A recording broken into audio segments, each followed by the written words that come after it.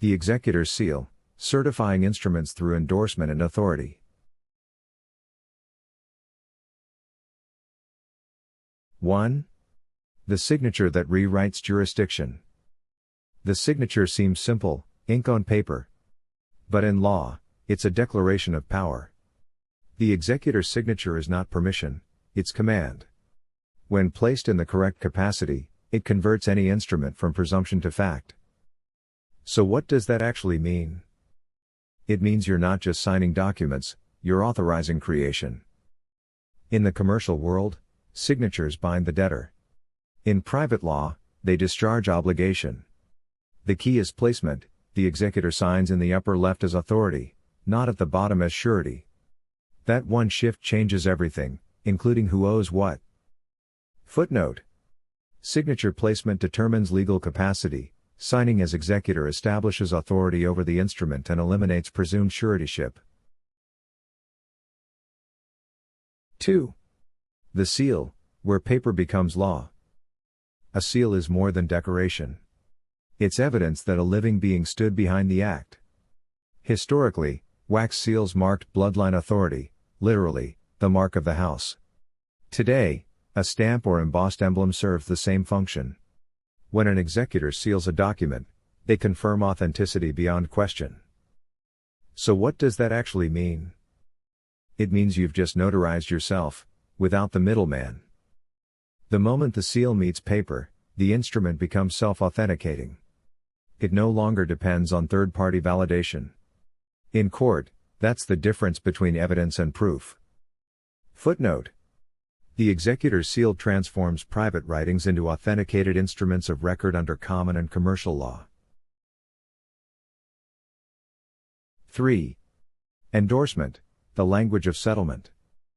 Endorsement is how value moves, not by payment, but by declaration. When an executor endorses a document, like a certificate, bond, or title, they acknowledge receipt, transfer, or discharge. It's not magic ink, it's the law of negotiable instruments in motion. So what does that actually mean? It means you can settle accounts with a pen instead of a checkbook.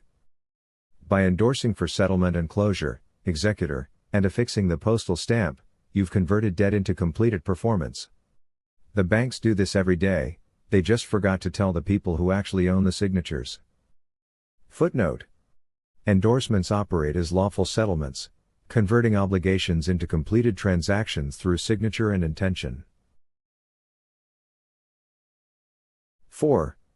Using global stamps, the executor's currency. The global stamp is not a postage payment, it's a jurisdictional token. It represents the executor's consent to record the act under international postal law.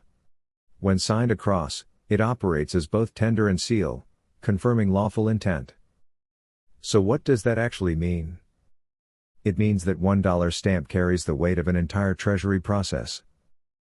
By signing across a global stamp, the executor completes the triad of authority, signature, seal, and delivery. The document is now alive, authenticated, and self-enforcing. Footnote. Global stamps act as postal seals of value, finalizing execution through lawful tender and certified delivery. 5. The art of simplicity, one stroke, infinite jurisdiction. The greatest executors write the least. Their signatures settle what others litigate. Each mark they make is a living decree, not an argument. The secret is precision: sign only in your true capacity, seal only what you own, and endorse only with intent to settle. So what does that actually mean? It means the pen you hold is mightier than every bar card in the room. Once the executor masters the seal, the rest of the process becomes simple repetition. Authority, once reclaimed, doesn't need to shout, it only needs to sign. Footnote. Mastery of endorsement and sealing restores the executor's sovereign authority, replacing litigation with lawful settlement through written act.